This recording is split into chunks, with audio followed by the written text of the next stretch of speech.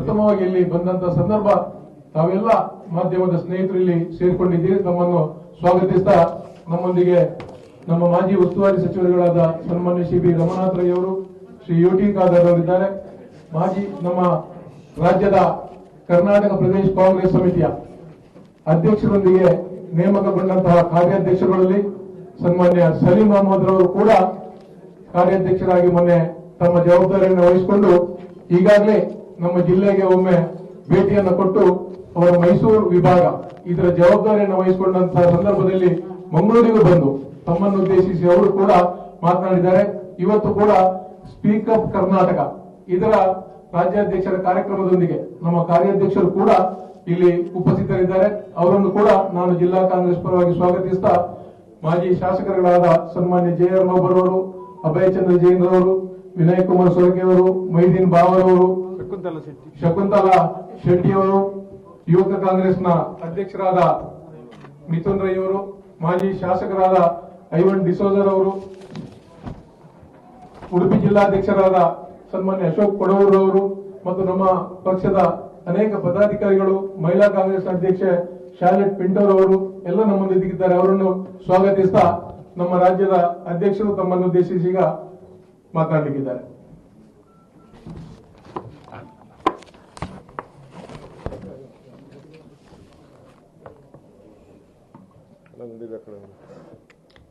ಎಲ್ಲ gunmen pear ಹೊರಗಡೆ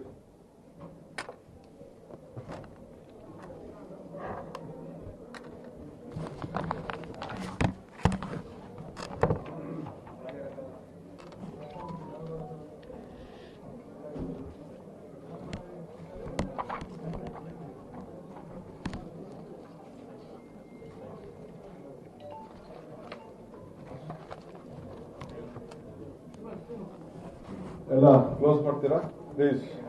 Santosh please close. ಅಲ್ಲಿ ಹೊರಗಡೆ ಯಾರು ನಿಂತ್ಕೋಬೇಕು, ಬಾಕ್ಲ ತಟ್ಟದ್ದು ಮತ್ತೊಂದು ಯಾರು ಮಾಡಬಾರ್ದು. ಸ್ನೇಹಿತರೆ, ವೇದಿಕೆ ಇರುವಂತ ಎಲ್ಲ ನಮ್ಮ ನಾಯಕರುಗಳೇ, ಮಾಧ್ಯಮ ಸ್ನೇಹಿತರುಗಳೇ,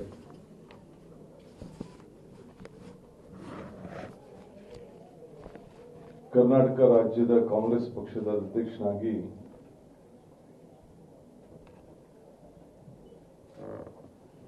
ಹನ್ನೊಂದನೇ ತಾರೀಕು ನನ್ನನ್ನ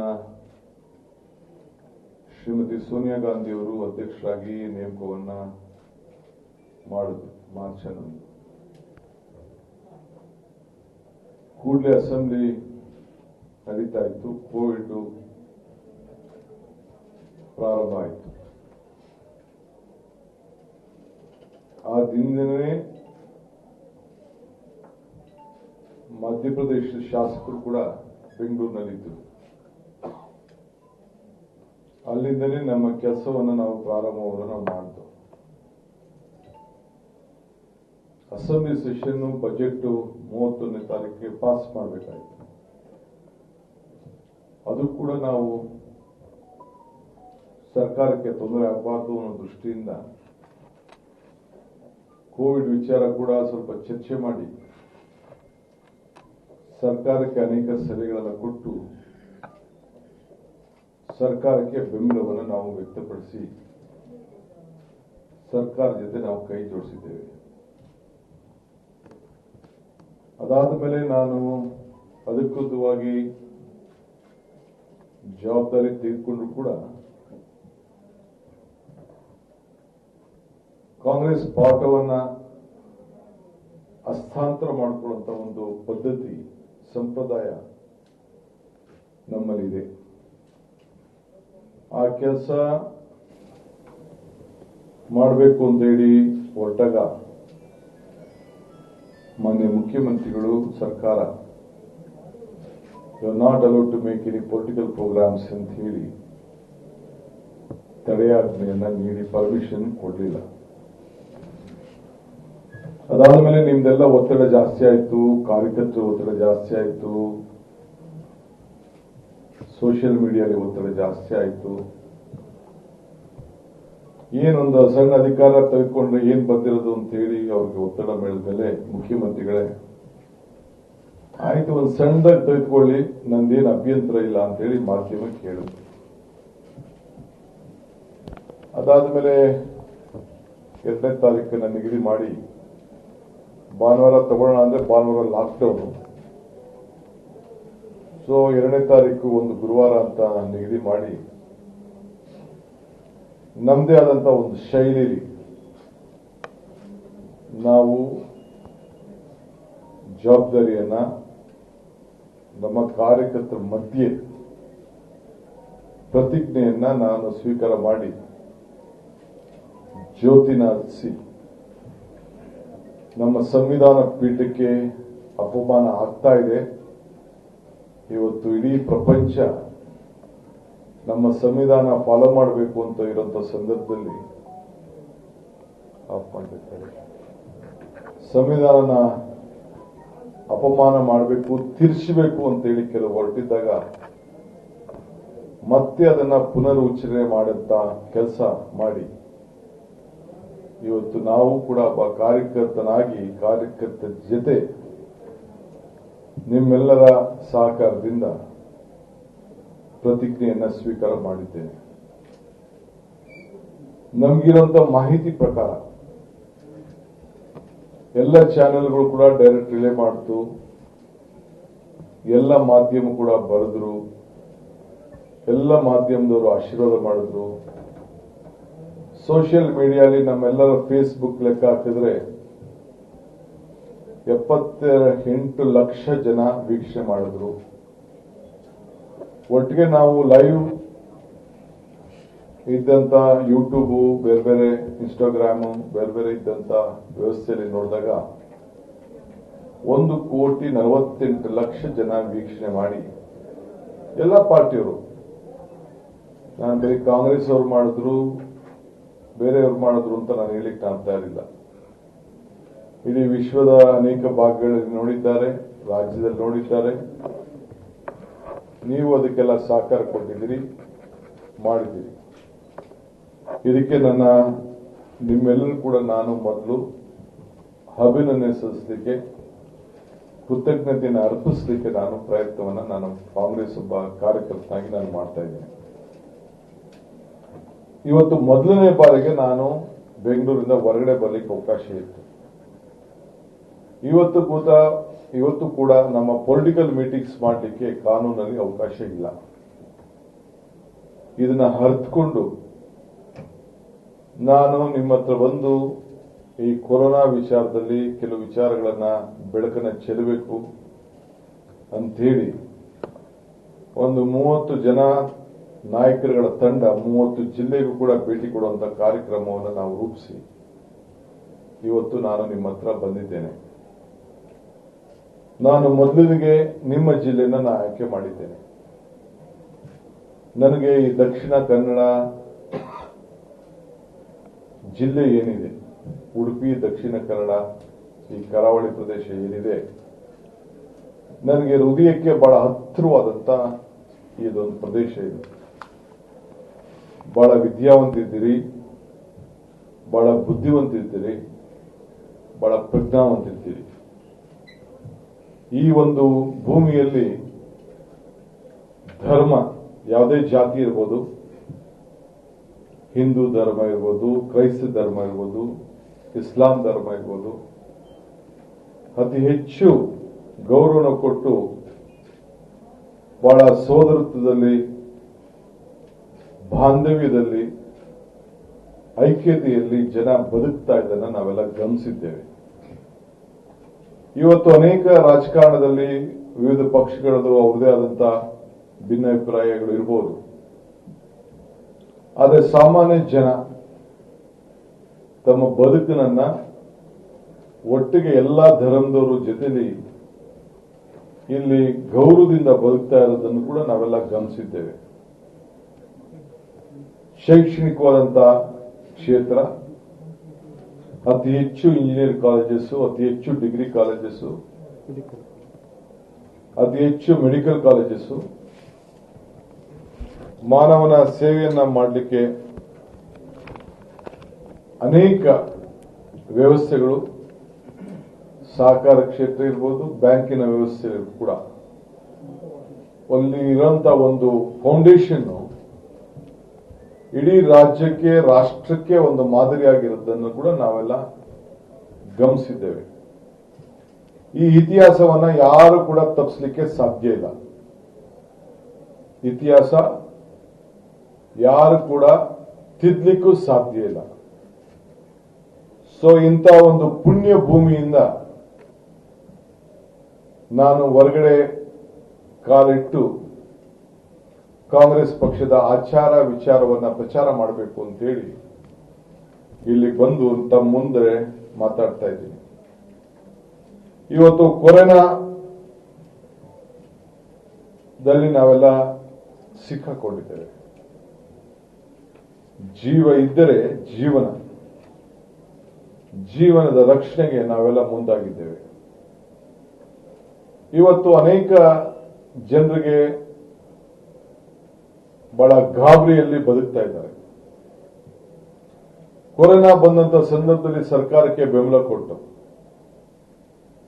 ಅವ್ರು 4 ಗಂಟೆಯಲ್ಲಿ ಲಾಕ್ಡೌನ್ ಮಾಡಿದ್ರು ಕೂಡ 124 ದಿನ ಆದ್ರೂ ಕೂಡ ನಾವು ಸಹಕಾರವನ್ನು ಕೊಡ್ತಾ ಇದ್ದೇವೆ. ಜನರ ಜೀವನವನ್ನು ಉಳಿಸಲಿಕ್ಕೆ, ನಾವೆಲ್ಲ ತರದ ರಕ್ಷಣೆಯನ್ನು ಕೊಡಲಿಕ್ಕೆ, ಸಹಕಾರವನ್ನು ಕೊಡಲಿಕ್ಕೆ, ಸರ್ಕಾರ ಜೊತೆ ಕೈ ಜೋಡಿಸಲಿಕ್ಕೆ ನಾವು ಬದ್ಧರಾಗಿದ್ದೇವೆ. ಆದರೆ ಕರೋನಾ ವಿಚಾರದಲ್ಲಿ ಭ್ರಷ್ಟಾಚಾರವನ್ನ ಏನು ಸರ್ಕಾರ ನಡೆಸ್ತಾ ಇದೆ, ಏನ್ ತಾಂಡವ ಆಡ್ತಾ ಇದೆ, ಇದಕ್ಕೆ ನಾವು ಅವರಿಗೆ ಬೆಂಬಲವನ್ನು ಕೊಡಲಿಕ್ಕೆ ನಾವು ಸಾಧ್ಯ ಇಲ್ಲ.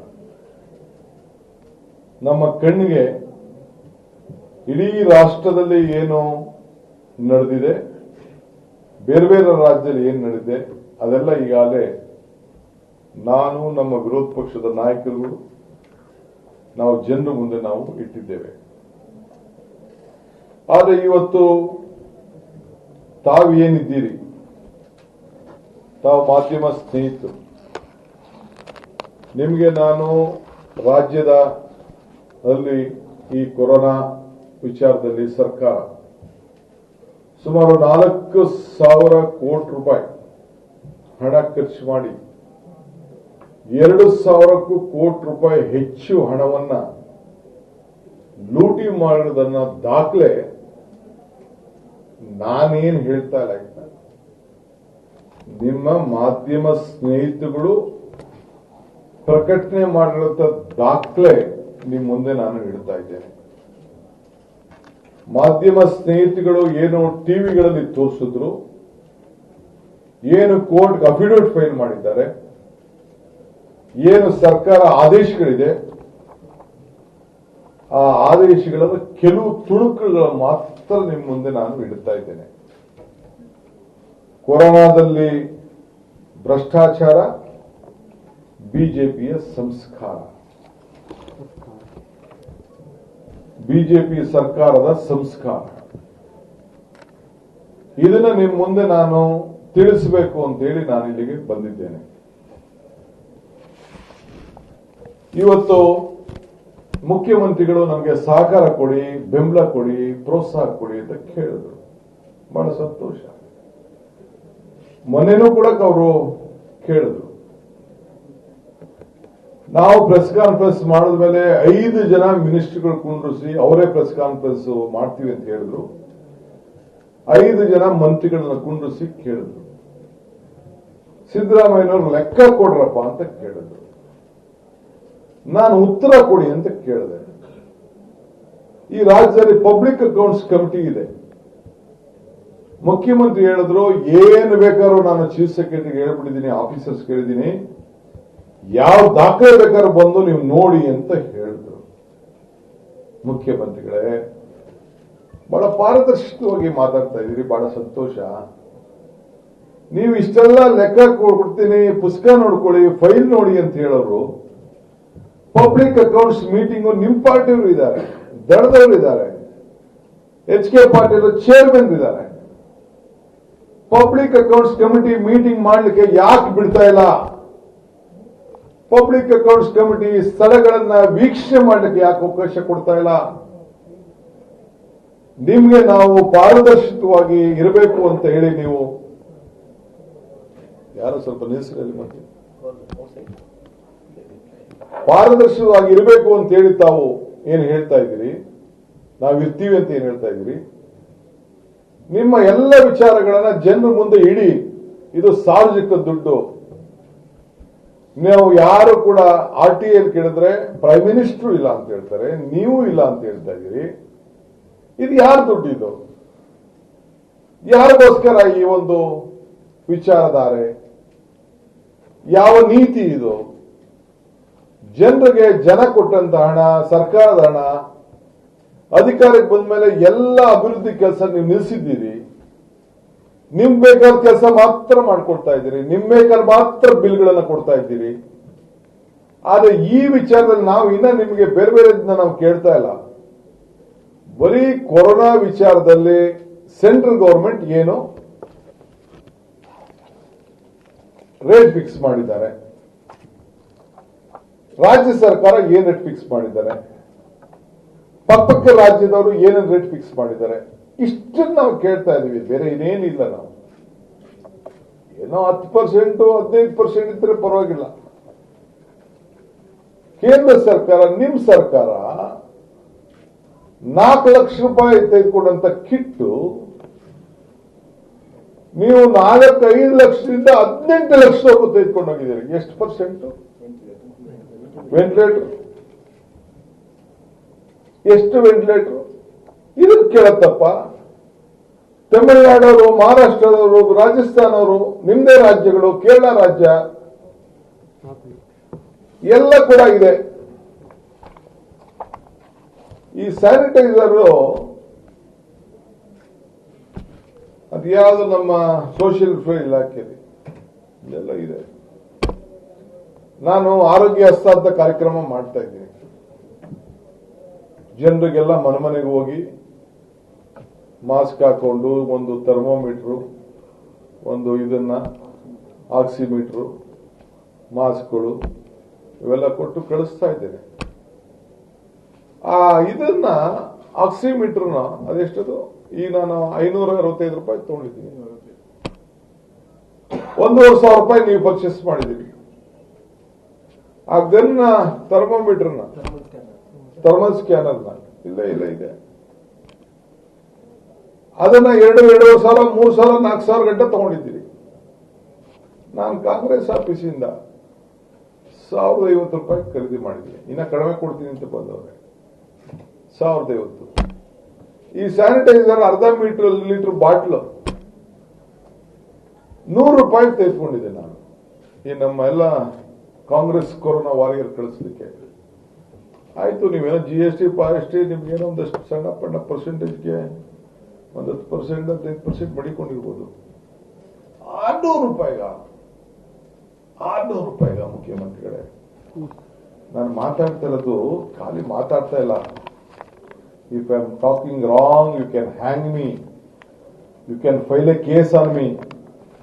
You can file a defamation case on me. ಇಲ್ಲಿಗೆ ಹೋಗೋಷ್ಟಕ್ಕೆ ನಿಮ್ಗೆ ಅರೆಸ್ಟ್ ಮಾಡಕ್ಕೆ ಅವಕಾಶ ಕೊಡ್ತಾರೆ. I am speaking on A government order. ಸರ್ಕಾರದ ಆದೇಶ ಇಟ್ಕೊಂಡು ನಾನು ಮಾತಾಡ್ತಾ ಇದ್ದೀನಿ.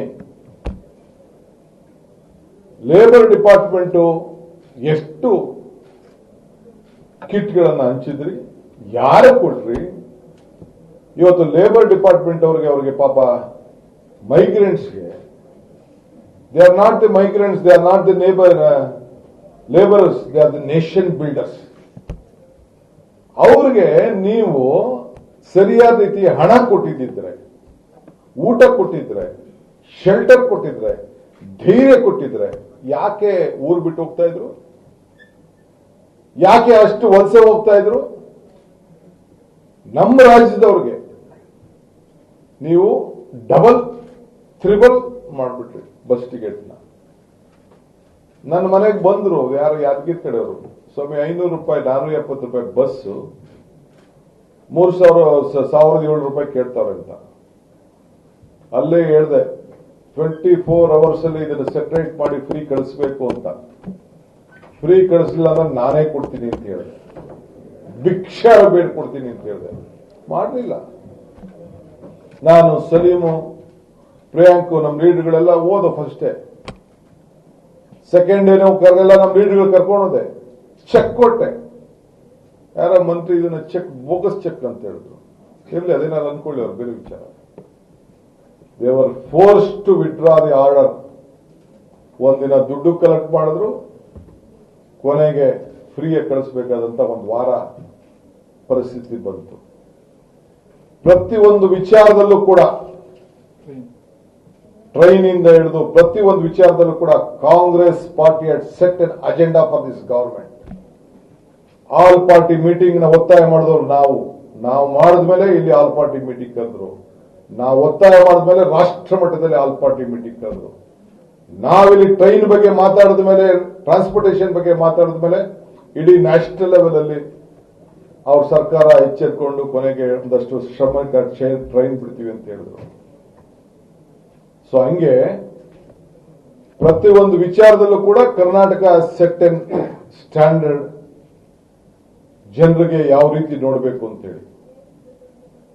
ಇವತ್ತು ಫುಡ್ ಕಿಟ್ ವಿಚಾರ ಹಂಚಾಯ್ತು. ಇಸ್ಕಾನು ಬೇರೆ ಬೇರೆ ಸಂಸ್ಥೆ ಕೊಡ್ತಾ ಇದ್ದು 700 ರೂಪಾಯಿ ಲೆಕ್ಕಾಚಾರ ಹಾಕೊಂಡು. ಗಾಂಧಿ ಲೆಕ್ಕ ಬೇರೆ, ಕೃಷ್ಣನ್ ಲೆಕ್ಕ ಬೇರೆ, ಇವ್ರ ಲೆಕ್ಕ ಬೇರೆ. ಅಲ್ಲ ರೀ, ಫೋಟೋನ ಗೌರ್ಮೆಂಟ್ ಕೊಡುವಂತ ಕಿಟ್ಗೆ ಸರ್ಕಾರದ ಹಾಕೊಂಡು ಕೊಡೋದಿದೆಯಪ್ಪ. ಆ ನಿಂಬಾವಳಿ ಕ್ಷೇತ್ರದಲ್ಲಿ ನಮ್ಮ ಕಾರ್ಪೊರೇಟರ್ ತಂದು ಕೊಟ್ರು. ಆ ಕಿಟ್ಗೆ prime minister photo, chief minister photo, Nimbavali photo, BJP ಚಿಹ್ನೆ ಹಾಕೊಂಡು ಹಂಚಾ ಇದ್ದೀರಲ್ರಿ. ಆ ಬೈತಿ ಬಸವರಾಜ್ ಕ್ಷೇತ್ರದಲ್ಲಿ ಹಂಚಾ ಇದ್ದೀರಲ್ರಿ. ಇಡೀ ಬೆಂಗಳೂರಲ್ಲಿ ಹಂಗ ಹಂಚ್ತಾ ಇದ್ದೀರಲ್ರಿ. ಆಯ್ತು, ಹಿಡ್ದಾಯ್ತು. ಮುಖ್ಯಮಂತ್ರಿಗಳೇ ಸಹಕಾರ ಕೇಳ್ತಾ ಇದ್ದೀರಲ್ಲ. ಒಂದು ಕೇಸ್ ರಿಜಿಸ್ಟರ್ ಮಾಡಕ್ಕಾಗಿಲ್ಲ, ಒಬ್ಬನ ಬಂಧಿಸಕ್ಕಾಗಲಿಲ್ಲ ಅಂತಂದ್ರೆ have you right to stay this office? ಆ ಶಿವಣ್ಣನ ಕ್ಷೇತ್ರದಲ್ಲಿ ಆ ಬಾಣ್ತೀರು ಅಂಗನವಾಡಿ ಮಕ್ಕಳಿಗೆ ಚಿಕ್ಕ ಆನೆಕಲ್ಲಲ್ಲಿ ಹೋಗಿ ಅವ್ರಿಗೆ ಸಕ್ಕರೆ, ಬೇಳೆ, ಏನೇನೋ ಸಾಮಾನು, ಎಣ್ಣೆ ಇರೋದನ್ನ ಅದನ್ನ ಕಿತ್ತಾಕ್ಬಿಟ್ಟು ತಿರ್ಗ ಬಿಜೆಪಿ ಸಿಂಬಲ್ ಹಾಕೊಂಡು ಮಾಡ್ತಾ ಇದ್ರಲ್ಲ. ಅದು ಹೋಗಿ ಹಿಡಿದ್ರು, ಒಂದು ಕೇಸ್ ರಿಜಿಸ್ಟರ್ ಮಾಡಿ ಬಂಧಿಸಕ್ಕಾಗಲಿಲ್ಲ ಅಂದ್ರೆ you want us to cooperate? ನಮ್ ಪೊಸಿಷನ್ ಇದ್ರೆ ನೀವೇನ್ ಮಾಡ್ತಿದ್ರಿ? ಆಯ್ತು, ಶ್ರಮಿಕರಿಗೆ ಕಳಿಸ್ಕೊಟ್ಟು ಅಂತ ಹೇಳ್ತಾ ಇದ್ರಿ. ಅವ್ರಿಗೆ ಒಂದು ಮೊಟ್ಟೆ ಅಂತೆ, ಊಟದ ಪ್ಯಾಕೆಟ್ ಅಂತೆ, 4 ಮೂಸಂಬಿ ಅಂತೆ, 2 ಚಪಾತಿ ಅಂತೆ, ಪಲಾವ್ ಅಂತೆ, 2 ಬಾಟ್ಲ್ ನೀರಂತೆ. ಇಷ್ಟಾದ್ರೆ ಇಷ್ಟಿರ್ತದೆ. ಇವೆಲ್ಲ ಮಾಧ್ಯಮದವ್ರು ತೆಗೆದು ನೋಡಿ. ಯಾವಾಗ ಈ ಮೂಸಂಬಿ ಸೀಸನ್ ಎಲ್ಲಿತ್ತು? 4 ಮೂಸಂಬಿ ಯಾವನ್ ಕೊಟ್ಟಿದ್ದಿಲ್ಲ ಇದೆಯಾ? ಪಾಪ ಜನ ಬಂದು NGOಗಳು, ಬೆಂಗಳೂರಿನಲ್ಲಿ ಊಟ ಕೊಟ್ಟವರು NGOಗಳು, ಇದನ್ನೆಲ್ಲ ಕೊಟ್ಟವರು NGOಗಳು. ನಿಮ್ಮ ಲೆಕ್ಕ, ನಿಮ್ ದುಡ್ಡು 85 ಕೋಟಿ ರೂಪಾಯಿ ಹಾಲು ಹಂಚಿದಾರಂತೆ. 85 ಕೋಟಿ ರೂಪಾಯಿ ಹಾಲು ಯಾರು ಹಂಚಿದಿರಿ? ಯಾವ ಲೆಕ್ಕ ಇದು? ನಾನು ನಿಮ್ಗೆ ಹೇಳೋದಿಷ್ಟೇ, ಸ್ಟಾರ್ಟಿಂಗ್ ಇಂದನೇ ನೀವು ನಿಮ್ಮ RSS ಸ್ನೇಹಿತಗಳ ಕೈಲಿ ಬೋರ್ಡ್ ಹಾಕ್ಬಿಟ್ಟು ಕಲೆಕ್ಷನ್ ಹೊರಟ್ಬಿಟ್ರಿ. ನಾವು ಅದಕ್ಕೆ ತಡೆದೋ. Said no, it is not possible. Congress ಪಾರ್ಟಿನೂ ಮಾಡ್ತದೆ, ಬೇರೆಯವರು ಮಾಡ್ತಾರೆ, ಇದಕ್ಕೆ ಅವಕಾಶ ಇಲ್ಲ. ಸ್ವಲ್ಪ ಅದಕ್ಕೆ ನಿಂತ್ಕೊಳ್ತು. ಸೊ ಹಿಂಗೆ ಪ್ರತಿ ಸಂದರ್ಭದಲ್ಲೂ ರೈತರಿಗೆ ನಾವು ರೈತರೆಲ್ಲ ಫ್ರೀ ಹೂವು ಫ್ರೀ ಕೊಡ್ತೀವಿ, ತರಕಾರಿನ 2 ರೂಪಾಯಿಗೆ ಎತ್ಕೊಂಡೋಗಿ ಫ್ರೀಯಾಗಿ ಎತ್ಕೊಂಡೋಗಿ ಅಂದ್ರು. ನನ್ನ ಬ್ರದರು, ನಮ್ಮ MLAs ಅವರು ಇವರೆಲ್ಲ ಹೋಗಿ ಖರೀದಿ ಮಾಡಿ 5 ರೂಪಾಯಿಗೆಲ್ಲ ಖರೀದಿ ಮಾಡಿ 1 ಕೋಟಿ ರೂಪಾಯಿಗೂ ಹೆಚ್ಚು ಒಂದೇ ಕ್ಷೇತ್ರಕ್ಕೆ ಹಂಚಿ 100 ಕೋಟಿ ರೂಪಾಯಿ ಅಷ್ಟು ತರಕಾರಿ ಹಣ್ಣನ್ನ ಹಂಚಂತ ದಾಖಲೆ ಇತಿಹಾಸ ಕರ್ನಾಟಕಕ್ಕೆ ಬಂದು ಒಂದು ಸ್ಟೆಬಿಲೈಸ್ ಆಯಿತು. ಒಬ್ರಿಗೊಂದು ಮಾರ್ಕೆಟಿಂಗ್ ಫೆಸಿಲಿಟೀಸ್ ಮಾಡಕ್ಕಾಗಲಿಲ್ಲ ನಿಮ್ ಕೈಲಿ. ಒಂದು ಎತ್ಕೊಂಡೋಗ ರೈತರಿಗೆ ಏನಾದ್ರು ಒಂದು ಪರ್ಚೇಸ್ ಮಾಡಕ್, ನಾನ್ ನಿಮ್ ಕೇಳ್ತಾ ಇರೋದು, ನೀವು ಯಾರಿಗೆ ಈಗ ಮೀನು ಹಿಡಿದಿದ್ರು ರೈತರು, ಯಾರಿಗೊಂದು ಮೀನಿಗೆ ಏನಾದ್ರು ಒಂದು ಒಳ್ಳೆ ಪ್ರೈಸ್ ಕೊಡ್ಸಿದ್ರ? ಅವ್ರಿಗೇನೋ ಬೆಂಬಲ ಬೆಲೆ ಕೊಟ್ರ? ಇಲ್ಲ ತರಕಾರಿಗೆ ಏನಾದ್ರು ಒಂದು ಬೆಂಬಲ ಬೆಲೆ ಕೊಟ್ರ? ಏನಾದ್ರು ಹಣ ಘೋಷಣೆ ಮಾಡಿದ್ರ? ನಾವು ಹೇಳ್ದಪ್ಪ, ಈ ವೃತ್ತಿಪರರಿಗೆ ಯಾರು ಬಟ್ಟೆ ಹೊಲಿತಾ ಇದ್ರು, ಯಾರು ದರ್ಜಿಗಳಿದ್ರು, ಯಾರು ಬಟ್ಟೆ ವಾಶ್ ಮಾಡ್ತಾ ಇದ್ರು, ನಮ್ಮ ಆಟೋ ಡ್ರೈವರ್ಗಳು, ಯಾರು ಲಾರಿ ಡ್ರೈವರ್ಗಳು, ಸವಿತಾ ಸಮಾಜದವ್ರಿಗೂ, ಇನ್ನು ಏನೇನೋ ಒಂದಷ್ಟೆಲ್ಲ ಅವ್ರಿಗೆಲ್ಲ ಒಂದು 10,000 ಕೊಡಿ ಅಂತ ಹೇಳಿದ್ರು. ನನ್ನ ಒತ್ತಡದ ಮೇಲೆ ಕೊನೆಗೆ 1,600 ಕೋಟಿ ರೂಪಾಯಿ ಕೊಡ್ತೀನಿ ಅಂತ ನೀವು ಅನೌನ್ಸ್ ಮಾಡಿದ್ರಿ. ಬಹಳ ಸಂತೋಷ. ಇವತ್ತರೆಗೂ ಕೊಟ್ಟಿದ್ದೀರೇನ್ರಿ? ಒಂದು 10%, 15% ಅವ್ನಿಗೆ ಆಪೋ ಗೀಪೋ ಹಾಕ್ಬಿಟ್ಟು ಕೊನೆಗೆ ಅವನ್ನೆಲ್ಲ ಮಾಡಿ ಇವತ್ತರೆಗೂ ನೀವು ಕೊಡಕ್ಕಾಗಿಲ್ಲ. ಅವನೇನು ಸತ್ತ ಮೇಲೆ ಕೊಡ್ತೀರಲ್ಲ ನೀವು, ಆಫ್ಟರ್ ಇಟ್ ಡೈಸ್. ಆ ಟೈಮಲ್ಲಿ ನಾನು ಯಾಕೆ ಈ ಜಿಲ್ಲೆ ಆಯ್ಕೆ ಮಾಡಿದೆ ಅಂದ್ರೆ ನನಗೆ ನೆನಪಿದೆ ರೀ, ಜನಾರ್ದನ ಪೂಜಾರಿ, ನಾನು ಜಿಲ್ಲಾ ಪಂಚಾಯತ್ ಮೆಂಬರ್ ಇದ್ದೆ. 3 ದಿನಕ್ಕೆ ಬಂದು ಒಂದೊಂದು ಕ್ಷೇತ್ರದಲ್ಲಿ 10,000 ಜನಕ್ಕೆ ಚೆಕ್ ಬರ್ಸ್ ಕೊಟ್ಬಿಟ್ರು ಎಲ್ಲ ಬ್ಯಾಂಕ್ ಅವ್ರ ಕೈಲಿ, ಅವ್ರ ಐಡೆಂಟಿಫಿಕೇಶನ್ ಕಾರ್ಡ್. ನೀವು ನಿಮ್ ಗ್ರಾಮ ಪಂಚಾಯತಿ ಪಿಡಿಒಗಳು, ಚೇರ್ಮನ್ಗಳು, ಮೆಂಬರ್ಗಳು ಮನೆಗೆ ಹೋಗಿ ಸರ್ವಿಸ್ ಮಾಡಿ ಫೋಟೋ ಇಡ್ಬಿಟ್ಟು ಅಲ್ಲೇ ಚೆಕ್ 5,000 ರೂಪಾಯಿ ಬರ್ತ್ ಕೊಡಕ್ ಏನ್ರಿ ಆಗಿತ್ತು? ಯಾವ್ದೋ ಬೇರೆ ಡಬ್ಬಿ ಬಂದು ಇಸ್ಕೊಳಕ್ ಆಗ್ತದೇನ್ರಿ? ಯಾರೋ ಬೇರೆ ಒಬ್ಬ ಡ್ರೈವರ್ ಬಂದು ಕೇಳಕ್ ಆಗ್ತದೇನ್ರಿ? It is impossible. He has a licence. ಅವ್ನ್ ಗಾಡಿ ಇರ್ತದೆ, ಗಾಡಿ ಮುಂದೆ ನಿಂತ್ಕೊಂಡು 4 ಜನ ಲೀಡರ್ ಮುಂದೆ ನಿಂತ್ಕೊಂಡು ಫೋಟೋ ಹೊಡೆದ್ಬಿಟ್ಟು ಚೆಕ್ ನ ಬರೆದ್ಬಿಟ್ಟು ತಗೊಳ್ರಿ ಅಂತ ಕೊಡಕ್ ಏನ್ ಬಂದಿದೆ? ಈ ದೇಶಕ್ಕೆ ವಿದ್ಯಾವಂತರು ಇಲ್ದೇವರು ನಡೀತದೆ, ಬುದ್ಧಿವಂತರು ಇಲ್ದೇ ಬರ್ತದೆ, ಪ್ರಜ್ಞಾವಂತಿಕೆ ಬೇಕು. ಈ ಮಂಗಳೂರಿನಲ್ಲಿ ಅದಿದೆ. ಅದಕ್ಕೋಸ್ಕರ ಈ ಭೂಮಿಯಿಂದ ಈ ವಿಚಾರ ನಾನು ತಿಳಿಸಬೇಕು ಅಂತೇಳಿ ನಾನು ಇಲ್ಲಿಗೆ ಬಂದಿದ್ದೇನೆ. ಒಂದು ಮೈಗ್ರೆಂಟ್ಗೆ ಈ ದೇಶನ ಕಟ್ಟೋದಕ್ಕೆ ಪಾಪ ಎಲ್ಲ ಬೆಂಗಳೂರು ಬಿಟ್ಬಿಟ್ಟು ಹೊಂಟೋದ್ರು, ಹೊರಗಡೆ ಹೊಂಟೋದ್ರು. ಅವ್ರಿಗೆ ವಾಪಸ್ ಕರ್ಕೊಬರಕ್ಕೆ, ಹೋಗ್ಬೇಡ್ರಿ ಅಂತ ಹೇಳಕ್ಕೆ, ನಾವಿದ್ದೀವಿ ಅಂತ ಹೇಳಕ್ಕೆ ಏನೋ ಒಂದು ಕಾರ್ಯಕ್ರಮ ಮಾಡಿದ್ರ? ಆಯ್ತು. ಈಗ ಲಾಕ್ಡೌನ್ 2-3 ಸತಿ ಅನೌನ್ಸ್ ಮಾಡ್ಬಿಟ್ಟು ಈಗ ಕೋವಿಡ್ ಬೆಡ್ ಅಂತೆ. ನಾ ಸ್ಟಾರ್ಟಿಂಗ್ ಹೇಳಿದೆ ಆಲ್ ಪಾರ್ಟಿ ಮೀಟಿಂಗ್ ಅಲ್ಲಿ, ನಮ್ಮ ಎಕ್ಸ್ ಹೆಲ್ತ್ ಮಿನಿಸ್ಟರ್ ಇದ್ರು, ಎಲ್ಲ ಹಾಸ್ಪಿಟಲ್ ಅವ್ರನ್ನ ಕರೆದು ಮಾತಾಡ್ರಿ, ಎಲ್ಲ ಮೆಡಿಕಲ್ ಕಾಲೇಜ್ ಮಾತಾಡಿ ಅಂತ. 120 ದಿನ ಮಾತಾಡಕ್ಲ. ಈಗ ಲಿಸ್ಟ್ ಆಗ್ತಾವ್ರೆ, ಬೋರ್ಡ್ ಆಗ್ತಾವ್ರೆ, ಇಡ್ಲಿಗಿಷ್ಟು, ಸಾಂಬಾರ್ಗಿಷ್ಟು, ಚಟ್ನಿಗಿಷ್ಟು ಅಂತ. ಎಲ್ಲದನ್ನು ಈಗ ಉಸುಲು ಮಾಡಕ್ ಕೊಟ್ಟವ್ರೆ. ತಿರ್ಗಾ ಅವ್ರ ಕಾಲೇಜ್ ಅವ್ರು ಜಾಸ್ತಿ ಉಸುಲು ಮಾಡಿದ್ಮೇಲೆ ಹಾಸ್ಪಿಟಲ್ ಈಗೇನೋ ಕೊಡಿಸ್ತೀವಿ ಅಂತ ಎಲ್ಲ 2-3 ಕಡೆ ಕೊಟ್ಟವ್ರೆ. ಈಗೇನೋ ಮಾಡಕ್ಕವ್ರೆ. ಲಾಕ್ಡೌನ್ ಅನ್ನೋದು ಯಾಕೆ? Is it not for A preparation? Is it not for A management? ನಿಮ್ ಕೈಲಿ ಗವರ್ಮೆಂಟ್ ಗೊತ್ತಿಲ್ಲ, ಗವರ್ನೆನ್ಸ್ ಗೊತ್ತಿಲ್ಲ. ಯಾರು 2 ಮಂತ್ರಿಗಳ ಕೈಲಿ ಪ್ರೆಸ್ ಕಾನ್ಫರೆನ್ಸ್ ಮಾಡಿಸಿದ್ರು, ಅಶ್ವಥ್ ನಾರಾಯಣ್ ಮತ್ತು ಹೆಲ್ತ್ ಮಿನಿಸ್ಟರ್ ಕೈಲಿ, ಡೆಪ್ಯೂಟಿ ಸಿಎಂ ಶ್ರೀರಾಮುಲು ಕೈಲಿ. ಅದೇ 300 ಚಿಲ್ಲರೆ ಕೋಟಿ ಮಾಡಿದ್ದೀನಿ, ಖರ್ಚು ಮಾಡಿದ್ದೀವಿ ಅಂತ ಪ್ರೆಸ್ ಕಾನ್ಫರೆನ್ಸ್ ಮಾಡಿಸ್ಬಿಟ್ಟು ಆ ಅಶ್ವಥ್ ನಾರಾಯಣ್ ಸೈಡ್ಗೆ ಹಾಕ್ಬಿಟ್ಟು ನಮ್ಮ ಟೆಕ್ನಿಕಲ್ ಇದು ನಮ್ಮ ಜಾವೀದ್ ಅಖ್ತರ್ ಮಾತಾಡ್ತಾರೆ ಅಂತ ಟಿಪ್ ಇದನ್ನ ಮೈಕ್ ನ ಅವಕ್ಕೆ ಕೊಡ್ತಾರೆ. ನೀನ್ ಯಾಕಿದೆ ಡೆಪ್ಯೂಟಿ ಸಿಎಂ ಆಗಿ? ಆಫೀಸರ್ ನಡೆಸ್ತಾರೆ. Then why did you call for a press conference? ಎಲ್ಲ ಟೆಕ್ನಿಕಲ್ ನೀವು ಮಾತಾಡ್ತೀರಿ ಅಂತಂದ್ರೆ, ನಿಮ್ ಕೈಲಿ ರಾಜ್ಯದ ಜನತೆಗೆ ಉತ್ತರ ಕೊಡಕ್ಕಿಲ್ಲ ಅಂತಂದ್ರೆ why there should be government? Government is different, governance is different. ನಿಮ್ಗೆ ಆಡಳಿತವನ್ನು ನಡೆಸಬೇಕು, ಹೆಂಗ್ ನಡೆಸಬೇಕು ಅಂತ ಗೊತ್ತಿಲ್ಲ, ಜನರ ಹೃದಯ ಏನು ಅಂತ ಅರ್ಥ ಮಾಡ್ಕೊಳ್ಳಲ್ಲ. ಅದಕ್ಕೆ ನಾನು ಹೇಳಿದ್ರು, ಈ ಸರ್ಕಾರಕ್ಕೆ ಕಣ್ಣು ಇಲ್ಲ, ಕಿವಿನೂ ಇಲ್ಲ, ಹೃದಯನೂ ಇಲ್ಲ ಅಂತ. This is what I am telling. ಹೆಣದ ಮೇಲೆ, ಕೊರೋನಾ ಹೆಣಗಳ ಮೇಲೆ ಹಣ ಮಾಡ್ಲಿಕ್ಕೆ ಹೊರಟಿದ್ದೀರಿ. ಒಂದು ಒಳ್ಳೆ ಸಂಸ್ಕಾರವನ್ನ ಕೊಡಕ್ಕಾಗ್ಲಿಲ್ವಲ್ರಿ ನಿಮ್ ಕೈಲಿ? ಇದು ಸಂಸ್ಕೃತಿಯ ಭೂಮಿ. ಇದು ಆ ಹೆಣಗಳನ್ನ ಯಾವ ರೀತಿ ನೀವು ಬಿಸಾಕ್ತಿದ್ರಿ? ನಮ್ ಲೀಡರ್ಸ್ ಹೋಗಿ ಗೌರವ ಕೊಟ್ಬಿಟ್ಟು ಪಾಪ ಎಲ್ಲ ಹೋಗಿ ಸಲ್ಯೂಟ್ ಮಾಡಬೇಕು ನಮ್ ಲೀಡರ್ಗೆ. I salute them for their bravery. ಒಬ್ಬ ಬಿಜೆಪಿ ನಾಯಕ ಬರ್ಲಿಲ್ವಲ್ರಿ ಇಲ್ಲಿಗೆ ಹಾಸ್ಪಿಟಲ್ ಹೋಗಕ್ಕೆ? ಒಬ್ಬ ಮಂತ್ರಿ ಒಂದು ಹಾಸ್ಪಿಟಲ್ ನೋಡಕ್ ಹೋಗ್ಲಿಲ್ವಲ್ರಿ? ಕೊರೋನಾ ಪೇಷಂಟ್ ನೋಡಕ್ ಹೋಗ್ಲಿಲ್ವಲ್ರಿ? ಯಾವ ಹೋದ್ರಿ? ಯಾವ ಜಿಲ್ಲೆಯಲ್ಲಿ ಹೋದ ಮಂತ್ರಿ? ಯಾವ ಜಿಲ್ಲೆ ಹೋದ್ರು? ಏನ್ ಸಹಾಯ ಮಾಡಿದ್ರು? ಪಾಪ ಬಾಂಬೆಯಿಂದ ಬಂದು ಇವತ್ತು ಈ ತುಳುನಾಡನ್ನ, ಈ ಒಂದು ಮಲ್ನಾಡನ್ನ ಬೆಳೆಸಿದ್ದಾರೆ ಈ ಜನ. ಇಲ್ಲಿಂದ ಜೀವನಕ್ಕೋಸ್ಕರ ಬಾಂಬೆಗೆ ಹೋಗಿದ್ದಾರೆ, ಹೊರನಾಡಿಗೆ ಹೋಗಿದ್ದಾರೆ, ಹೊರಗಡೆ ಎಲ್ಲ ಹೋಗಿ ಬದುಕ್ತಾ ಇದ್ದಾರೆ. ಅವ್ರು ಬರ್ತಾ ಇದ್ದಾರೆ ಅಂತಂದ್ರೆ ವಾಪಸ್ ಅವ್ರ ಊರಿಗೆ ಬಂದ್ರೆ ಎಲ್ಲ ಬೀಗಿಸ್ತಾ ಇದ್ದೀರಾ ನೀವು? ಎಂತೆಂತ ಸ್ಟೇಟ್ಮೆಂಟ್ ನೀವು ಕೊಟ್ರಿ. I am very proud of my leader. ನಮ್ಮ ಇವರು ಸ್ಟೇಟ್ಮೆಂಟ್ ಕೊಟ್ಟರು, ನಾನು ನೋಡಿದ್ದೀನಿ, ಇಲ್ಲೆಲ್ಲ ಇದೆ ನನ್ನ ಹತ್ರ.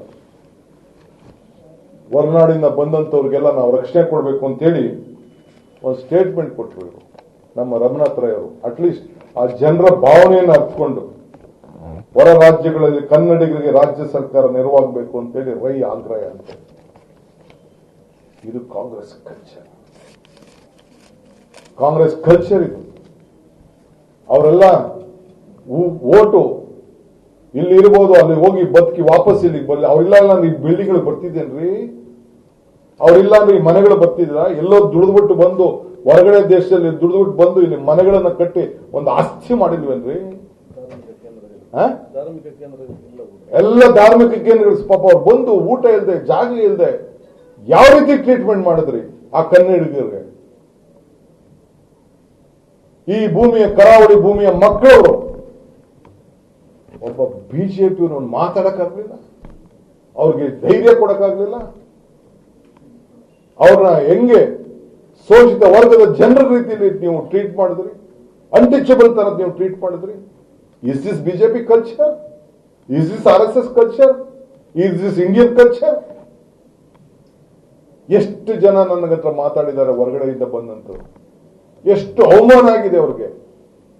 ನೀವೇನು ಅವ್ರಿಗೆ ದುಡ್ಡು ಕೊಡದೆ ಅವ್ರಿಗೆ ಚಿಂತೆ ಇಲ್ಲ, ನೀವೇನು ಸಹಾಯ ಮಾಡಿದ್ರು ಚಿಂತೆ ಇಲ್ಲ. ಅವರ ಸ್ವಾಭಿಮಾನಕ್ಕೆ ನೀವು ಧಕ್ಕೆ ಮಾಡಿದ್ದೀರಿ. ಮುಂದಿನ ದಿನದಲ್ಲಿ ನಿಮ್ಮನ್ನ ಅದೇ ಪರ್ಕೆಯಲ್ಲಿ ನಿಮ್ಮನ್ನ ಕ್ಲೀನ್ ಮಾಡ್ತಾರೆ, ಅವರು ಕ್ಲೀನ್ ಮಾಡಿ ಕಳಿಸ್ಕೊಡ್ತಾರೆ. ಇದನ್ನು ನೀವು ನೆನಪಿರ್ಲಿಲ್ಲ ನನ್ನ ಬಿಜೆಪಿ ಫ್ರೆಂಡ್ಸ್ಗೆ. The government has completely failed. The entire political party, ruling party has completely failed. ಅವರ ಸೆಂಟಿಮೆಂಟ್ಸ್ಗೆ ನೀವು ಇವತ್ತು ಕೈ ಹಾಕಿದ್ದೀರಿ. ಆದ್ರಿಂದ ಇವತ್ತು ನಾನು ಈ ಸಂದರ್ಭದಲ್ಲಿ ಎಲ್ಲ ಮಾಧ್ಯಮದವರಿಗೆ ಹೇಳೋದಿಷ್ಟೇ, the government has completely failed.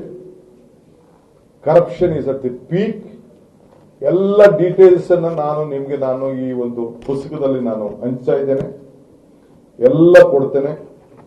No management Covid ವಿಚಾರದಲ್ಲಿ ಈ ಎಂಟೈರ್ ಸರ್ಕಾರದ ಪಾಲಿಸಿಸಿನ ಪ್ಯಾರಾಲಿಸಿಸ್ ಆಗ್ಬಿಟ್ಟಿದೆ. ಮಕ್ಕಳಿಗೆ ತಂದೆ ತಾಯಿಗಳಿಗೆ ದೇರ್ ಇಸ್ ನೋ ಡೈರೆಕ್ಷನ್. ಏನು ಎತ್ತ ಏನ್ ಮಾಡಬೇಕು ಮಾತಾಡ್ತಾರೆ ಬಡವರು ಪರಾಗ್ರೆ. ಒಬ್ಬ ಹೋಟ್ಲು ಅವನು ಪಾಪ 10 ಜನಕ್ಕೆ ಕೆಲಸ ಕೊಡೋನು, 20 ಜನಕ್ಕೆ ಕೆಲಸ ಕೊಡೋನು. ಏನಾದ್ರು ಒಂದು ಚೂರು ಯೋಚನೆ ಮಾಡಿದ್ರೆ ಅಯ್ಯೋ, ಆ ಶಾಲೆ ವಿದ್ಯಾಸಂಸ್ಥೆ ಆಯ್ತು ಫೀಸ್ ಕಟ್ಬೇಡ ಅಂತ ಹೇಳಿದ್ರು. ಆ ಟೀಚರ್ಸ್ ಬಗ್ಗೆ ಏನಾದ್ರು ಯೋಚನೆ ಮಾಡಿದ್ರೆ ಅವ್ರ ಸಂಬಳದ ಬಗ್ಗೆ ಅವ್ನು ಹೆಂಗ ಸಂಬಳ ಕೊಡೋದು? ಬರೀ ಎಂಪ್ಲಾಯಿ ಅಂತ ಮಾತಾಡಿದ್ರು prime minister. What about the employer who has given employment? Employee is not only the important, even the employer is important. He is the one who created jobs. ನೀವು ಕೊಡ್ಲಿಲ್ಲ ಜಾಬ್ನ, ಅವನು ಕೊಟ್ಟಿದ್ದಾರೆ ಜಾಬ್. 20 ಲಕ್ಷ ಕೋಟಿ ರೂಪಾಯಿ ಕೊಟ್ಟಿದ್ದೀನಿ ಅಂತ ಅನೌನ್ಸ್ ಮಾಡಿದ್ರಲ್ಲ, 1600 ಕೋಟಿ ರೂಪಾಯಿ ಕೊಟ್ಟಿದ್ದೀನಿ ರಾಜ್ಯ ಅನೌನ್ಸ್ ಮಾಡಿದ್ರಲ್ಲ. ಪಟ್ಟಿ ಕೊಡ್ರಿ ಯಾರ್ಯಾರಿಗೆ ಏನೇನು ಸಹಾಯ ಆಗಿದೆ ಅಂತ, ಯಾವ ಬ್ಯಾಂಕ್ ಅವನು ಏನ್ ಕೊಟ್ಟ ಅಂತ. ಆ 20 ಲಕ್ಷ ಕೋಟಿ ಪ್ರತಿಯೊಂದು ಮನೆಗೂ ಹಂಚಿರಿ. 15 ಲಕ್ಷ ಕೊಡ್ತೀನಿ ಒಂದು ಮನೆಗೆ ಅಂತ ಹೇಳಿದ್ರಲ್ಲ ನೀವು, ಕೊಡಿ ಅವನ ಅಕೌಂಟ್ಗೆ ಹಾಕಿ, ಫ್ರೀ ಅಮೌಂಟ್ ಕೊಡ್ರಿ ನಿಮ್ ಕೈಲಿ. ಮತ್ತೆ ಡೆಫರ್ ಪೇಮೆಂಟ್ ಅಂತೆ 3 ತಿಂಗಳು, ಅದಾದ್ಮೇಲೆ 3 ತಿಂಗಳಾದ್ಮೇಲೆ ತಲೆ ಚೆಚ್ಚಕ್ಕೆ ಕೊಡಿ ಕೊಡಿ ಕೊಡಿ ಕೊಡಿ. ಯಾರು ಕೊಟ್ಟಿದ್ದಾರೆ? ಅದ್ಯಾರ ಬೀದಿ ವ್ಯಾಪಾರಿ ಕೊಡಿ ಅಂತ. ಯಾವ ಬೀದಿ ವ್ಯಾಪಾರಿ ಕೊಟ್ಟಿದ್ದಾರೆ ಫ್ರೀಗೆ? ಕೊಟ್ರಲ್ಲ ಪೂಜಾರ, ಕೊಡಿ ನೀವು. ಎಲ್ಲ SMEಗಳಿಗೆ ಅವ್ರಿಗೆ ಇವ್ರಿಗೆಲ್ಲ ಯಾರು ಕೊಟ್ಟಿದ್ದೀರಿ? Command tell me, you give a list, you open a list. I am asking to the central leaders and the state leaders of the BJP who are running the government. ಇದು ಕೇಳೋದು ತಪ್ಪು, ಇದು ಆಪೋಸಿಷನ್. ಸಹಕಾರ ಕೊಡಿ, ಸಹಕಾರ ದುಡ್ಡು ಲಂಚ ಬೇಕಲ್ಲ ಸಹಕಾರ ಕೊಡೋದು? ನಾನು ಇದನ್ನ ಜಾಸ್ತಿ ತೆಗೆದುಕೊಳ್ಳೋಕೆ ಹೋಗುದಿಲ್ಲ. ಇದಕ್ಕಿನ್ನ ದೊಡ್ಡ ರೋಗ ಕಾಂಗ್ರೆಸ್ಗೆ ಕಾಂಗ್ರೆಸ್ ಕೊರೋನಾ ವಾರಿಯರ್ ಅಂತ ಒಂದು ಹಸ್ತದ ಆರೋಗ್ಯ ಹಸ್ತ ಒಂದು ಕಾರ್ಯಕ್ರಮ ಅಂತೇಳಿ ನಾವು ಮಾಡಿದ್ದೇವೆ. ನಮ್ಮ ಜನ ಮನೆಗೆ ಹೋಗಿ ಆರೋಗ್ಯವನ್ನು ನೋಡಿ ಜನರಿಗೆ ಮಾರ್ಗದರ್ಶನ ಕೊಡುವಂತ ಕೆಲಸ ಮಾಡ್ತದೆ. 365 ಜನ ಡಾಕ್ಟರ್ಸ್ ಆಗಿ ಒಪ್ಕೊಂಡಿದ್ದಾರೆ. ನಾವು ಲಾಂಚ್ ಮಾಡಿದ್ದೇವೆ, ಇಲ್ಲೂ ಕೂಡ ಆಗ್ತದೆ.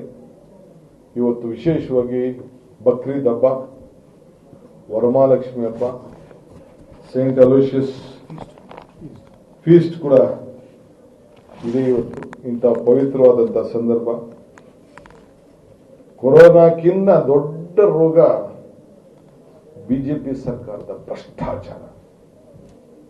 ಸೊ ಅದರಿಂದ ಈ ಬಿಜೆಪಿ ಸರ್ಕಾರನೇ ಒಂದು ದೊಡ್ಡ ಶಾಪ ಜನರಿಗೆ ಇವತ್ತು. ಇದಕ್ಕಿಂತ ದೊಡ್ಡ ಶಾಪ ಇನ್ನೊಂದಿಲ್ಲ. ಸೊ ಅದರಿಂದ ನಾವು ಈ ಸಂದರ್ಭದಲ್ಲಿ ಒಂದು ಅಕೌಂಟೇ ಕೇಳಬಾರ್ದಂತೆ, ಲೆಕ್ಕನೇ ಕೇಳಬಾರ್ದು. ಸರ್ಕಾರ ಕೊಡಿ, ನಮ್ದು ಸೇರಿಸಿ ಮಾಡ್ರಿ. ನಮ್ಮ ಕಾಲದಲ್ಲಿ ರಮನಾಥ್ ರೈ ಕಾಲದಿಂದ ಹಿಡಿದು ನನ್ನ ಕಾಲದಿಂದ ಹಿಡಿದು ನಾವೇನೇನು ತಪ್ಪು ಮಾಡಿದೀವಿ ನಮ್ದು ಸೇರಿಸಿ ಏನಾರಿದ್ರೆ ಎನ್ಕ್ವೈರಿ ಮಾಡಿ ಗಲ್ಗಾಕಿ. ಯಾರು ಬೇಡ ಅಂತ ಹೇಳ್ತಾರೆ ತಪ್ಪು ಮಾಡಿದ್ರೆ. We want a sitting judge to prove the judicial enquiry. We request you, ದಯವಿಟ್ಟು ಸಿಟಿಂಗ್ ಜಡ್ಜ್ ಕೇಳಿ. ನೀವು ಪಾರದರ್ಶಕತೆ ಆಗಿತ್ತು ಎನ್ಕ್ವೈರಿ ಹಾಕಿ ನನ್ನ ಮೇಲೆಲ್ಲ ಮಾಡ್ತಾ ಇದ್ರಲ್ಲ. ಇಡಿ ಮಾಡಿದ್ರಿ, ಸಿಬಿಐ ಮಾಡಿದ್ರಿ, ಇನ್ಕಮ್ ಟ್ಯಾಕ್ಸ್, ಎಕನಾಮಿಕ್ ಅಫೆನ್ಸ್, ಈಗ ಗಲ್ಗಾಕ್ಬೇಕು ಅಂತ ಹೊರಟಿದ್ರಲ್ಲ. Do it, no problem. ಹುಟ್ಟೋದೊಂದಿನ ಸಾಯೋದೊಂದಿನ ಏನ್ ತೊಂದರೆ ಇಲ್ಲ. ತಪ್ಪು ಮಾಡಿದ್ರೆ yes, I also should be punished. I don't mind.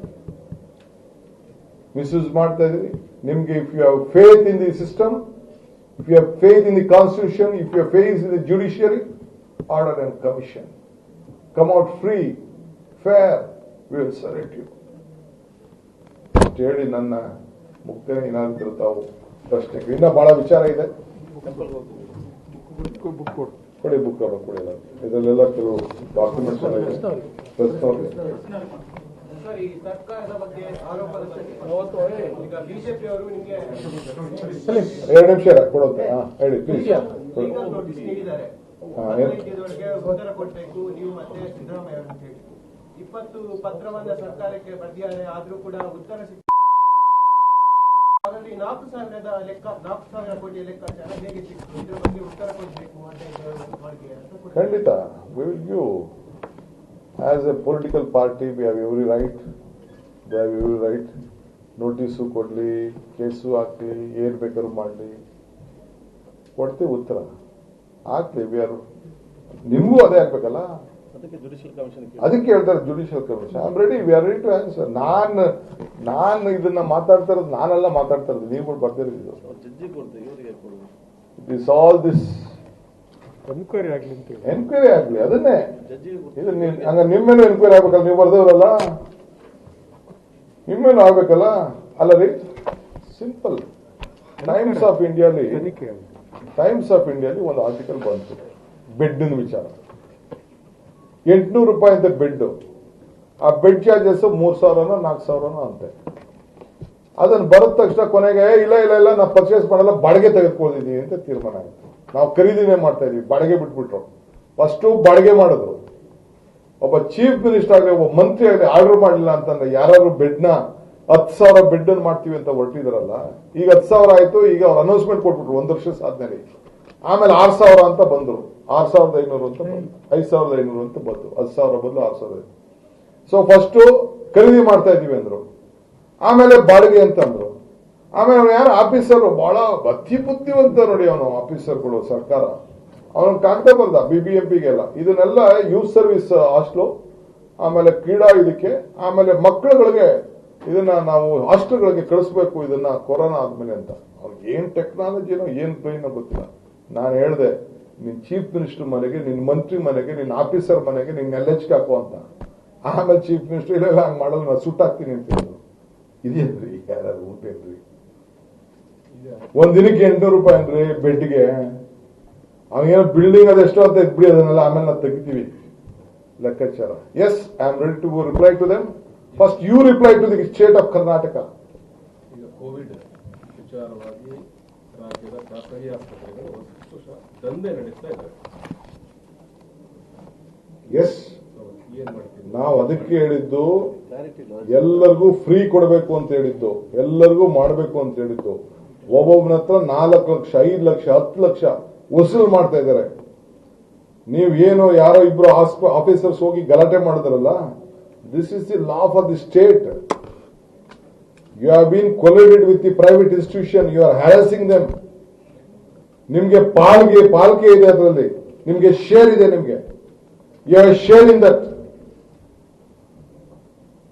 ನೀವು ರೇಟ್ ಫಿಕ್ಸ್ ಮಾಡಿದ್ದು ತಪ್ಪು. Prime minister scheme, state scheme, ಆರೋಗ್ಯ ಏನ್ ಸ್ಕೀಮು ನಾವು ಮಾಡೋದು? ಆಯುಷ್ಮಾನ್ ಭಾರತ್, ಕರ್ನಾಟಕ ಆಯುಷ್ಮಾನ್ ಭಾರತ್ ನಾನೇ ಅನೌನ್ಸ್ಮೆಂಟ್ ಮಾಡಿದೆ. ಮೆಡಿಕಲ್ ಎಜುಕೇಶನ್ ಮಿನಿಸ್ಟರ್ ಆಗಿದ್ದೆ. ಆರೋಗ್ಯಶ್ರೀ ಮಾಡಿದ್ರು, ಆರೋಗ್ಯ ಆಯುಷ್ಮಾನ್ ಭಾರತ್ ಸ್ಕೀಮು. ಇಷ್ಟೆಲ್ಲ ಇರ್ಬೇಕಾದ್ರೆ ದುಡ್ಡು ಹಾಕ್ಬೇಕು. ಏನ್ ಕೊರೋನಾ ಅವ್ರು ತಗೊಂಡ್ ಬಂದಿದ್ರ? ನೀವ್ ಹಂಚಿದ್ದು, ನೀವ್ ಗಿಫ್ಟ್ ಕೊಟ್ಟಿದ್ದು ಎಲ್ಲರಿಗೂ ಕರ್ಕೊಂಡ್ ಬಂದ್ಬಿಟ್ಟು ಮನೆ ಕಲ್ಸದವ್ರು ನೀವು. You are the root cause for this. Corona ಹಂಚಕ್ಕೆ ನೀವೇ ಕಾರಣ. ನಿಮ್ಮ ಮೇಲೆ ಕೇಸ್ ಹಾಕ್ಬೇಕು ಫಸ್ಟ್ ನಾವು.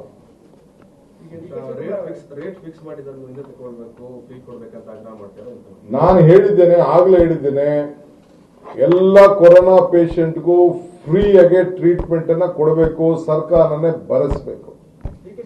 ನೀವು ಪ್ರೈವೇಟ್ ಆರು ಮಾಡಿ, ಗವರ್ಮೆಂಟ್ ಆರು ಮಾಡಿ, it is your bound duty to protect.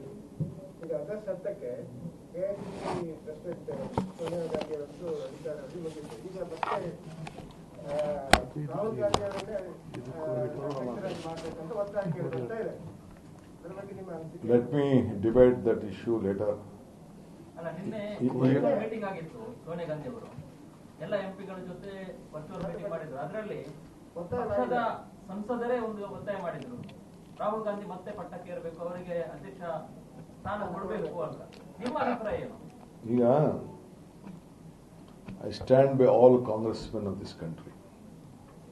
ಎಲ್ಲರದು ಒಟ್ಟಿಗೆ ಐಕ್ಯತೆಯ ಅಭಿಪ್ರಾಯ ಇದೆ. ಈ ಕೊರೋನಾ ಸಂದರ್ಭದಲ್ಲಿ ನಾನು ಮಿಕ್ಸ್ ಮಾಡೋಕ್ಕಾಗಲ್ಲ. Without Gandhi family, Congress party can't be united. Without Congress party, Gandhi leadership, country, without Congress country can't be united. ಅದರಿಂದ we will take a decision at the later point of time. 10ನೇ ತಾರೀಕು ಆಗಲಿ, ಇನ್ನು ಕೊರೋನಾ ಟೈಮ್ ಇದೆ. ಅದೆಲ್ಲ ಒಂದು ದೊಡ್ಡ ಸಭೆ ನಡೀಬೇಕು, ಅದಾದ್ಮೇಲೆ ತೀರ್ಮಾನ ಆಗಬೇಕು. ಆಮೇಲೆ ಅವರು ನ್ಯಾಷನಲ್ ಲೆವೆಲಲ್ಲಿ will not take A stand decision on this. Hour party will take A stand. ಈಗ ಫಸ್ಟು ನೀವು ಜನರನ್ನ ಜೀವ ಉಳಿಸಿ, ಜೀವ ಇದ್ದ ಮೇಲೆ ಜೀವನ. ಈ ಸರ್ಕಾರದ ಭ್ರಷ್ಟಾಚಾರನ ನೀವು ಬಯಲ್ಗಾಗ್ತಿದ್ದರೆ ನಿಮ್ಮ ಧ್ವನಿನ ನಾನು ಇಚ್ಛಿಸ್ತಾ ಇದ್ದೀನಿ. ನೀವೆಲ್ಲ ನೋಡಿ ಮಾಧ್ಯಮದವರು ನೀವೇ ಕೊಟ್ಟಿದ್ದೀರ. I salute all the media friends for this. Thank you. ಧನ್ಯವಾದ. Thank you.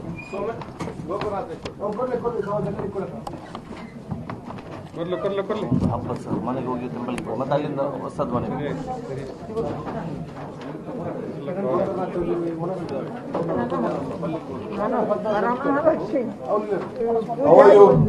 ಸೆಕೆಂಡ್ ಮಾಡ್ತಿ ಕೊರೋನಾ ಮೀನು ಬರುವ ಇಲ್ಲ ನಮ್ಮ